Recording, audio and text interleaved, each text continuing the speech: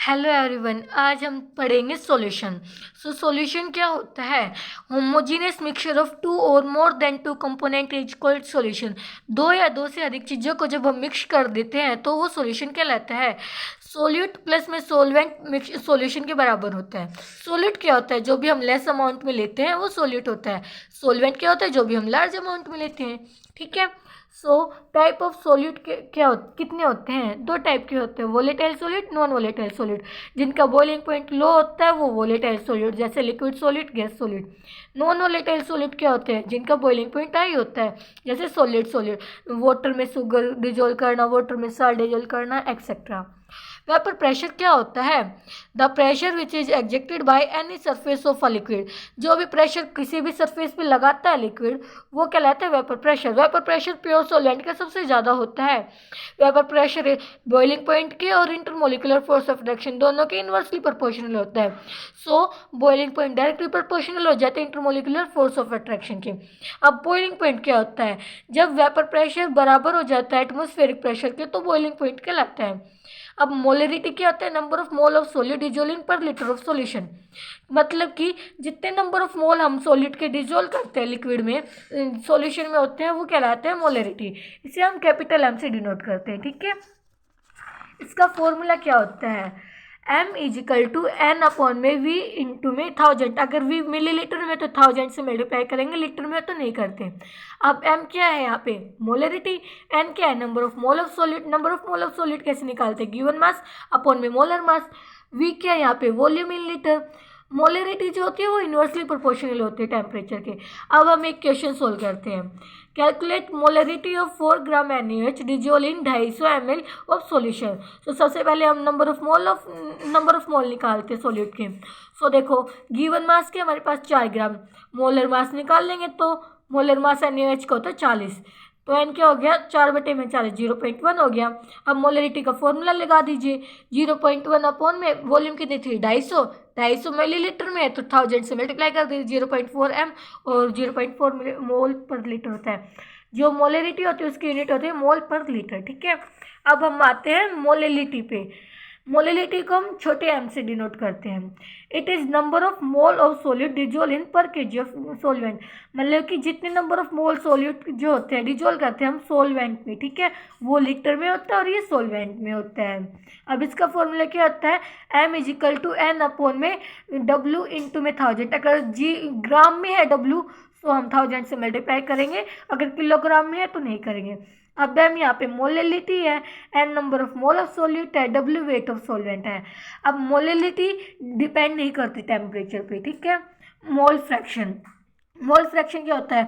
हमारे पास बहुत सारे कंपोनेंट होते हैं, उनमें से किसी एक का रेशियो निकालते हैं मोल कंपोनेंट का, सो वो कहलाता है mole fraction. It is ratio of mole of one component from total component. इसे हम रिप्रेजेंट करते हैं एक्स से, ये यूनिट प्लेस होता है। हम इसका फॉर्मूला होता है x a is equal to n a upon में एन ए प्लस में n b. X a plus x b 1 के बराबर होता है। जैसे हम एक फॉर्मूला न्यूमेरिकल सोल्व करते हैं। ठीक है। Calculate mole fraction of CH3COH if 60% CH3COH is mixed with 40% NaOH। ठीक है। हमें निकालना किसका है? CH3COH का। फॉर्मूला क्या हो जाएगा?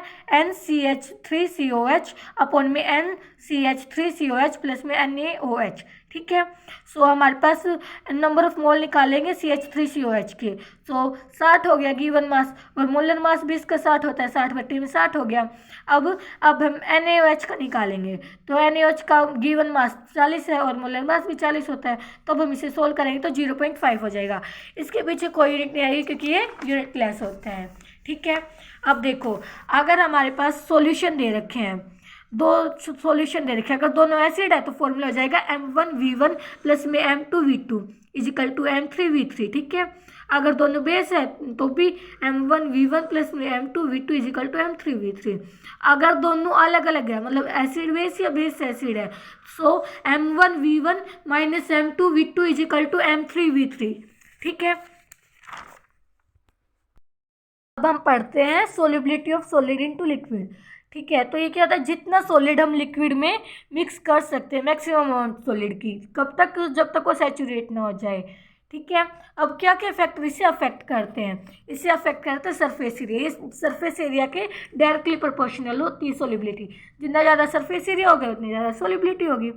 नेचर ऑफ सोल्यूट एंड सोलेंट, इसका मतलब कि लाइक डिजोलिन लाइक और अनलाइक डिजोलिन अनलाइक, मतलब कि पोलर जो होते हैं वो पोलर में डिजोल होंगे, नॉन पोलर में। जैसे कि हम पानी में एक पानी में तो शुगर डिजोल करते हैं और एक जगह पानी में हम साल्ट डिजोल करते हैं। तो साल्ट ज़्यादा घुलता है क्योंकि ये ज़्यादा पोलर होता है शुगर से, ठीक है। लेकिन होते दोनों ही पोलर है, लेकिन ये शुगर से ज़्यादा पोलर होता है इसलिए ज़्यादा घुलेगा। अब टेम्परेचर जैसे NaCl KCl शुगर हो गए, ये जो होते हैं वो एंडोथर्मिक होते हैं। तो जैसे टेम्परेचर इंक्रीज करेंगे वैसे इनकी सोलिबिलिटी इंक्रीज होगी। और जैसे lithium carbonate, sodium carbonate, starch, ये होते हैं एक्सोथर्मिक। सो जैसे टेम्परेचर इंक्रीज करेगा वैसे इनकी सोलिबिलिटी डिक्रीज होगी। और जैसे सोडियम सल्फेट डेकाहाइड्रेट या ग्लोबल साल्ट, इसका फॉर्मूला होता है Na2SO4.10H2O। पहले तो इसका टेम्परेचर के साथ इसकी सोलिबिलिटी इंक्रीज होगी, फिर डिक्रीज हो जाएगी कुछ समय के बाद, ठीक है। अब पढ़ते हैं हम solubility of gas into liquid. ये होती है जितनी मैक्सिमम अमाउंट ऑफ गैस हम डिजोल्व कर सकते हैं लिक्विड में, ठीक है। अब इसके क्या क्या फैक्टर अफेक्ट करते हैं। टेम्परेचर सोलिबिलिटी के इन्वर्सली प्रोपोर्शनल होते हैं, ठीक है।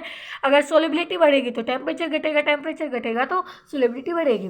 क्रिटिकल टेम्परेचर, ये क्रिटिकल टेम्परेचर के डायरेक्टली प्रोपोर्शनल होती है। अब क्रिटिकल टेम्परेचर क्या होता है, वो टेम्परेचर जितना ज़्यादा टेम्परेचर देख के भी हम गैस को लिक्विफाई नहीं कर पाए वो टेम्परेचर, ठीक है। अब ठीक है, आज के लिए इतना ही।